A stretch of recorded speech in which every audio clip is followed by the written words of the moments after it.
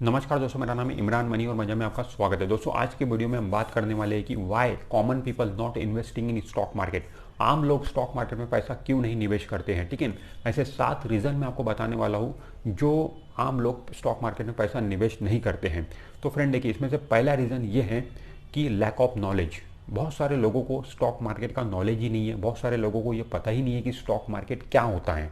Awareness नहीं है लोगों में। स्टॉक मार्केट एक ऐसा सब्जेक्ट है जो कहीं पढ़ाया नहीं जाता। ठीक है, आप स्कूल में भी देखोगे तो इन्वेस्टमेंट से रिलेटेड कुछ ज़्यादा हमें पढ़ाया नहीं जाता।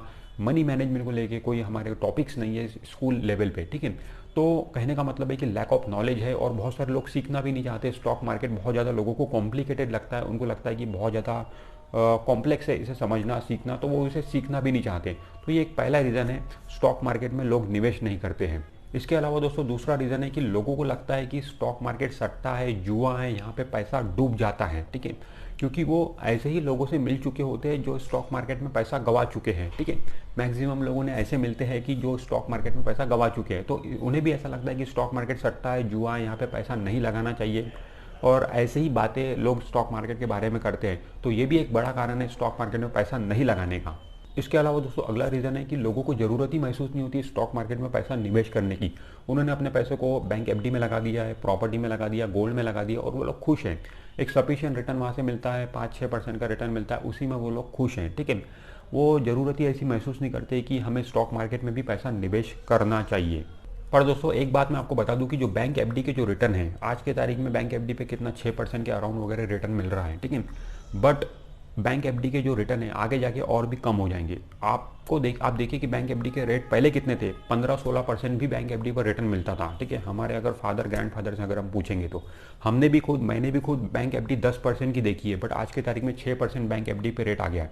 तो ऐसा क्यों होता है? ऐसा इसीलिए होता है जब भी किसी कंट्री में डेवलपमेंट होता चला जाता है तो वहाँ के बैंक एफडी के रेट नीचे आते हैं। और इंडिया आज के तारीख में भी डेवलपिंग कंट्री है, आज भी इंडिया में डेवलपमेंट हो रहा है। जैसे जैसे इंडिया में और डेवलपमेंट होता जाएगा बैंक एफडी के रेट नीचे आते जाते हैं। अगर मैं बात करूं अमेरिका की तो बैंक एफडी के रेट वहाँ पे 1-2% अमेरिका में बैंक एफडी के रेट चल रहे हैं, 2-3%। ठीक है, अगर मैं बात करूं जापान की तो बैंक एफडी के रेट वहाँ पे माइनस में है। मतलब इसका मतलब यह है कि वहाँ पे बैंक में पैसे रखने के भी पैसे देने पड़ते हैं। तो कहने का मतलब है कि उन कंट्रीज़ में उतना ज़्यादा डेवलपमेंट हो चुका है, इसीलिए वहाँ के बैंक एफडी के रेट इतने कम हो चुके हैं। तो इंडिया में भी लगातार डेवलपमेंट हो रहा है। जब इंडिया में भी उतना डेवलपमेंट हो जाएगा अमेरिका और जापान के इतना, तो यहाँ पे भी बैंक एफडी के रेट 2 या 3% पे चले जाएंगे। ठीक है, फिर लोग मजबूरन स्टॉक मार्केट की तरफ देखेंगे, म्यूचुअल फंड की तरफ देखेंगे, क्योंकि उनके पास में उस केस में ऑप्शन नहीं रहेगा कि पैसा कहाँ पे लगाएं। ठीक है, बट तब देर हो चुकी होंगी, क्योंकि दोस्तों आज जो लोग स्टॉक मार्केट में पैसा लगा रहे हैं, म्यूचुअल फंड में पैसा लगा रहे हैं, वो जितना पैसा कमाएंगे वो लोग उतना पैसा नहीं कमाएंगे जो 2%-3% बैंक एफडी के रेट हो जाएंगे तब स्टॉक मार्केट में पैसा डालेंगे। ठीक है, तो कहने का मतलब वही है कि जब कोई चीज़ के लिए पूरी भीड़ उमड़ पड़ती है तो वहाँ पे वो मज़ा नहीं रहता है जो मज़ा जहाँ भीड़ नहीं है। ठीक है, अकेले में निवेश करने में है। ठीक है, तो अभी बिल्कुल स्टॉक मार्केट में भीड़ नहीं है, तो अभी हमें स्टॉक मार्केट में पैसा लगाना चाहिए, म्यूचुअल फंड में पैसा लगाना चाहिए और हम अच्छी वेल्थ बना सकते हैं। भीड़ आने के बाद में अगर हम इसमें लगाएंगे पैसा तो उतना रिटर्न हम नहीं बना पाएंगे। अमेरिकन स्टॉक मार्केट से ज़्यादा रिटर्न इंडियन स्टॉक मार्केट में बनता है। ठीक है, क्योंकि अमेरिका आज की तारीख में डेवलप कंट्री है और इंडिया डेवलपिंग कंट्री है, तो हमेशा रिटर्न डेवलपिंग कंट्री में ज़्यादा बनता है, तो इंडिया में ज़्यादा रिटर्न बनता है। इसीलिए एफआईएस के लोग भी ज़्यादा इंटरेस्टेड रहते हैं इंडियन स्टॉक मार्केट में पैसा डालने के लिए।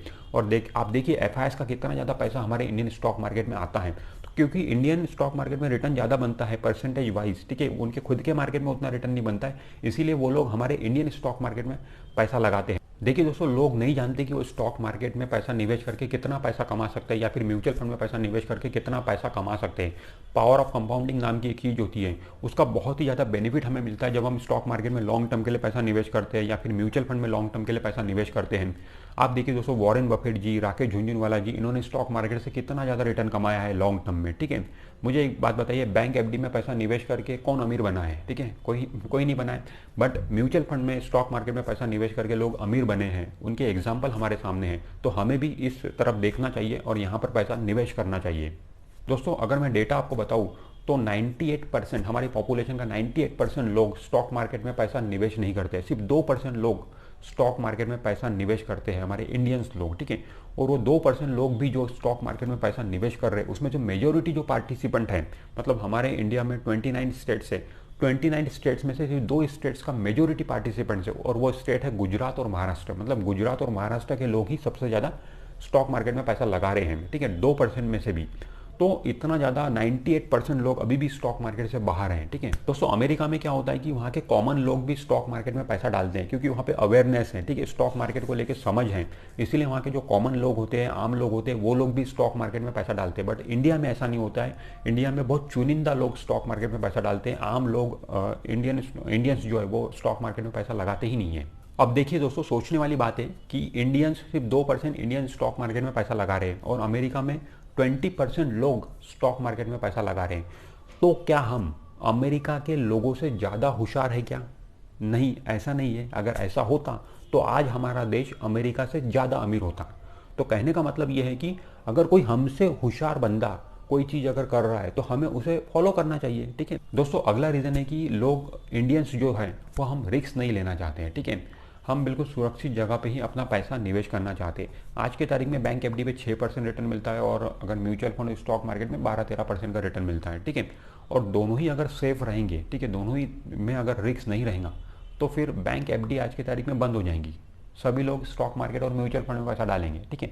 तो ऐसा तो हो नहीं सकता दोस्तों। High risk high reward, low risk low reward, ये तो रहेगा ही। हम इंडियंस बिना रिस्क लिए ज़्यादा रिटर्न कमाना चाहते हैं, ऐसा तो होता नहीं है। हाँ, ये जरूर है कि स्टॉक मार्केट में अगर हम एक डिसिप्लिन के साथ में और म्यूचुअल फंड में डिसिप्लिन के साथ में अगर निवेश करें तो जो रिस्क है म्यूचुअल फंड का और स्टॉक मार्केट का, उसको मिनिमाइज कर सकते हैं, हम उसको कम कर सकते हैं। हमें करना क्या होता है कि हमें लॉन्ग टर्म के लिए पैसा डालना होता है, चाहे हम स्टॉक मार्केट में डालें या फिर म्यूचुअल फंड में डालें। अगर हम लॉन्ग टर्म के लिए वहाँ पर पैसा डालेंगे तो हमारा जो रिस्क है वो मिनिमाइज हो जाता है, वो कम हो जाता है और हम सेफ्टी की तरफ बढ़ते जाते हैं। जितना लंबा हमारा निवेश होता जाएगा उतना ही हमारा जो निवेश है वो सेफ सुरक्षित होता जाएगा। तो उस तरीके से हम पैसा निवेश कर सकते हैं और अपने पोर्टफोलियो को डाइवर्सिफाइड हमें रखना चाहिए। डाइवर्सिफाइड का मतलब होता है कि अगर हम स्टॉक मार्केट में निवेश कर रहे हैं तो एक ही शेयर में या फिर एक ही सेक्टर में पूरा पैसा हमें नहीं लगाना चाहिए, अलग अलग सेक्टर्स और अलग अलग शेयर्स में हमें पैसा लगाना चाहिए। अगर हम म्यूचुअल फंड में पैसा निवेश कर रहे हैं तो अलग अलग एएमसी के म्यूचुअल फंड हमारे पास में होना चाहिए, अलग अलग कैटेगरी के म्यूचुअल फंड हमारे पास में होना चाहिए। तो इस तरीके से अगर हम निवेश करेंगे तो अपने रिस्क को मिनिमाइज कर सकते हैं, रिस्क को बहुत कम कर सकते हैं। अब दोस्तों अगला रीज़न ये है कि हम क्या करते हैं कि हमारे इंडियंस की एक आदत है, हम देखा देखी करते हैं, ठीक है। हम एक दूसरे को देखते हैं, मेरा पड़ोसी स्टॉक मार्केट में निवेश कर रहा है क्या, तो मैं भी करता हूँ। मेरा फ्रेंड कोई है जो स्टॉक मार्केट में निवेश कर रहा है तो मैं भी करता हूँ। हम देखा देखी करते हैं, बट एक्चुअल में हो क्या रहा है दोस्तों, हमें हमारे आजू बाजू में पड़ोस में ऐसा कोई बंदा मिलता ही नहीं है जो स्टॉक मार्केट में पैसा निवेश कर रहा है, या फिर हमारा कोई फ्रेंड है जो स्टॉक मार्केट में पैसा निवेश कर रहा है। तो ऐसे लोग मिलते ही नहीं है हमें, ठीक है। तो फिर हम खुद भी स्टॉक मार्केट में पैसा निवेश नहीं करते हैं, ये हमारी आदत होती है। हम देखा देखी करते हैं, हमारे इंडियंस, ठीक है, एक दूसरे का देख के एक दूसरे को फॉलो करते हैं। इसके अलावा दोस्तों अगला रीज़न है कि लैक ऑफ कैपिटल। हमारे इंडिया में पॉवर्टी बहुत ज़्यादा है, ठीक है, बहुत ज़्यादा गरीबी है, ठीक है। बहुत सारे लोग ऐसे हैं कि जो लोग रोज़ कमाते हैं और रोज़ खाते हैं, तो उनके पास में निवेश करने के लिए पैसा होता नहीं है। चाहे स्टॉक मार्केट निवेश की बात हो या फिर किसी भी तरीके की निवेश की बात हो, उनके पास में निवेश करने के लिए पैसा होता ही नहीं है। तो ये भी एक बड़ा कारण है जो इंडियन स्टॉक मार्केट में पैसा लगाते नहीं है। तो ये कुछ रीज़न हमने आज डिस्कस किए दोस्तों, जो कारण है स्टॉक मार्केट में पैसा निवेश नहीं करने के।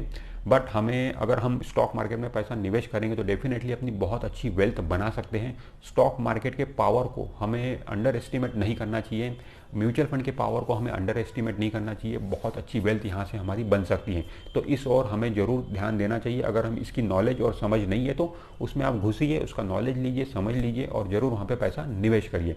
तो फ्रेंड, आज के वीडियो में इतना ही। अगर ये वीडियो आपको अच्छा लगा है तो वीडियो को लाइक जरूर कर दीजिए, और आपने अभी तक हमारे चैनल को सब्सक्राइब नहीं किया है तो हमारे चैनल को सब्सक्राइब करके बेल आइकॉन जरूर प्रेस कर दीजिए। मैं मिलता हूँ आपसे नेक्स्ट वीडियो में, तब तक के लिए बाय बाय।